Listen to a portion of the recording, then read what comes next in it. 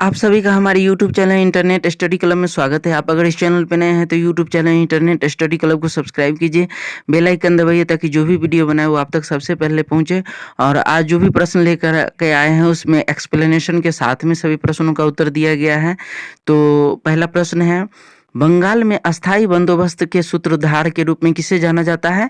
तो इसका सही जवाब होगा लॉर्ड कॉर्नवालिस, यानी सही जवाब है बी, लॉर्ड कॉर्नवालिस को। यानी बंगाल में अस्थाई बंदोबस्त के सूत्रधार के रूप में किसे जाना जाता है? तो लॉर्ड कॉर्नवालिस को जाना जाता है। इसी से रिलेटेड एक और प्रश्न है, डॉक्ट्रिन ऑफ लैप्स यानी राज्य हड़प नीति के सूत्रधार कौन थे? तो इसका सही जवाब है लॉर्ड डलहौजी। यानी डॉक्ट्रिन ऑफ लैप्स या राज्य हड़प नीति के सूत्रधार कौन है? तो लॉर्ड डलहौजी हैं।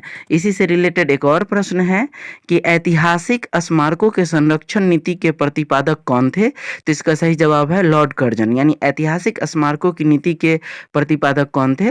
तो लॉर्ड कर्जन।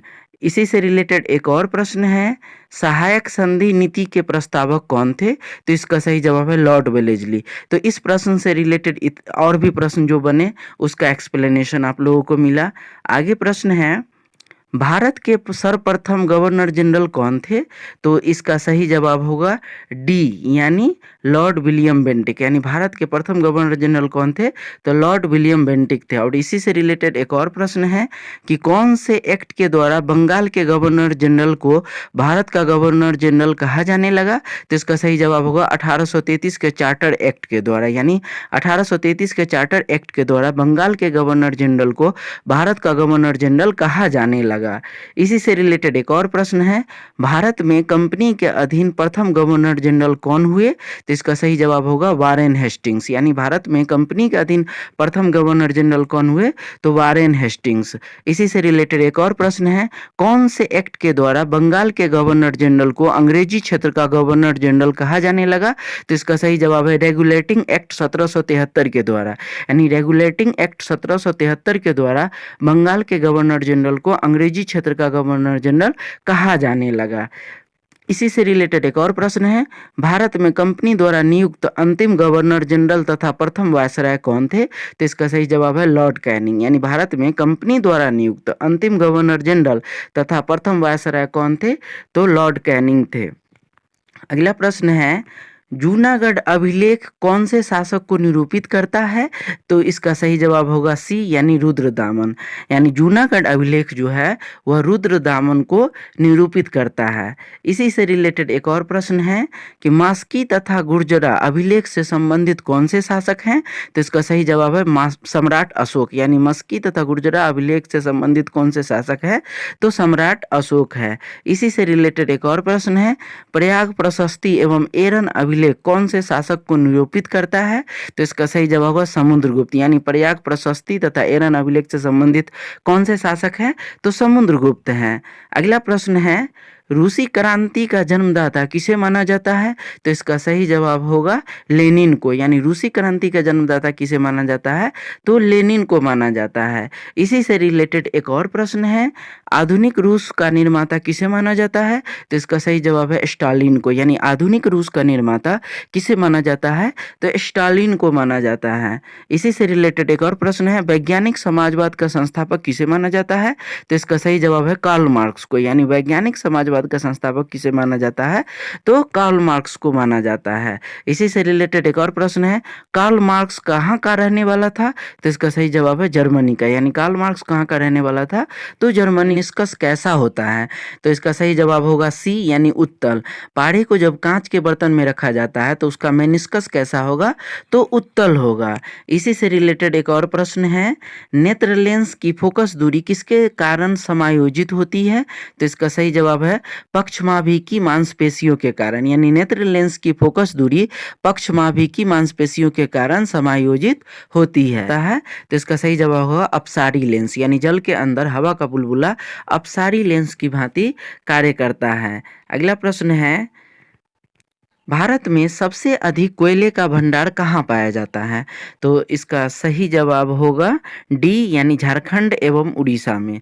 भारत में सबसे अधिक कोयले की भंडार कहाँ पाया जाता है? तो झारखंड एवं उड़ीसा में पाया जाता है। इसी से रिलेटेड एक और प्रश्न है, छत्तीसगढ़ में कोयले का कौन सी खान सबसे प्रसिद्ध है? तो इसका सही जवाब है रायगढ़।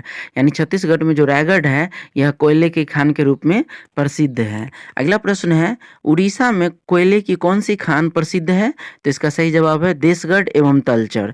यानी दोनों जो है कोयले की खान है और ये उड़ीसा में प्रसिद्ध है। अगला प्रश्न है, पश्चिम बंगाल में कौन सी कोयले की खान प्रसिद्ध है? तो इसका सही जवाब है रानीगंज और आसनसोल। रानीगंज और आसनसोल ये जो कोयले की खान है ये पश्चिम बंगाल में प्रसिद्ध है। अगला प्रश्न है, असम में कौन सी कोयले की खान प्रसिद्ध है? तो इसका सही जवाब मकूम तथा लखीमपुर। यानी मकूम तथा लखीमपुर जो है असम में है, यह कोयले की खान के लिए प्रसिद्ध है। अगला प्रश्न है, झारखंड में कौन सी कोयले की खान प्रसिद्ध है? तो इसका सही जवाब है धनबाद, सिंहभूम तथा गिरिडीह। तो ये इसी से रिलेटेड अलग अलग प्रश्न था। अगला प्रश्न है, नीली क्रांति किसके उत्पादन के लिए जानी जाती है? तो इसका सही जवाब होगा बी, यानी मछली उत्पादन के लिए। यानी नीली क्रांति जो है वह मछली उत्पादन के लिए जानी जाती है। इसी से रिलेटेड एक और प्रश्न है, काली क्रांति किससे संबंधित है? तो इसका सही जवाब है पेट्रोलियम उत्पादन से। यानी काली क्रांति जो है वह पेट्रोलियम उत्पादन से संबंधित है। अगला प्रश्न है, हरित क्रांति का संबंध किससे है? तो इसका सही जवाब होगा खाद्यान्न उत्पादन से। यानी हरित क्रांति का संबंध किससे है? तो खाद्यान्न उत्पादन से है। इसी से रिलेटेड एक और प्रश्न है, पीली क्रांति का संबंध किस क्षेत्र से है? तो इसका सही जवाब है तिलहन उत्पादन से। यानी पीली क्रांति का संबंध किससे है? तो तिलहन उत्पादन से है। इसी से रिलेटेड एक और प्रश्न है, लाल क्रांति का संबंध किसके उत्पादन से है?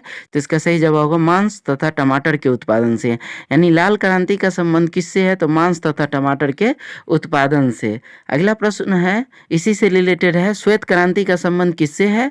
तो इसका सही जवाब है दूध के उत्पादन से। यानी श्वेत क्रांति का संबंध दूध उत्पादन से है। अगला प्रश्न है, KMNO4 का इस्तेमाल किस रूप में किया जाता है? तो इसका सही जवाब होगा बी, यानी रोगाणुनाशक के रूप में। यानी KMNO4 का प्रयोग रोगाणुनाशक के रूप में किया जाता है। इसी से रिलेटेड एक और प्रश्न है, यूरिया तथा अमोनियम सल्फेट का प्रयोग किस रूप में किया जाता है? तो इसका सही जवाब होगा उर्वरक के रूप में। यानी यूरिया और अमोनियम सल्फेट का प्रयोग हमेशा उर्वरक के रूप में किया जाता है। इसी से रिलेटेड एक और प्रश्न है, गैमैक्सिन का प्रयोग किस रूप में करते हैं? तो इसका सही जवाब होगा कीटाणुनाशक के रूप में। यानी गैमैक्सिन का प्रयोग कीटाणुनाशक के रूप में करते हैं। इसी से रिलेटेड एक और प्रश्न है, मर्क्यूरिक क्लोराइड का प्रयोग किस रूप में करते हैं? तो इसका सही जवाब है कीटाणुनाशक के रूप में। यानी मर्क्यूरिक क्लोराइड का प्रयोग हम कीटाणुनाशक के रूप में करते हैं। अगला प्रश्न है, आत्मसम्मान आंदोलन किसने चलाया था? तो इसका सही जवाब होगा डी, यानी EV रामास्वामी नायकर।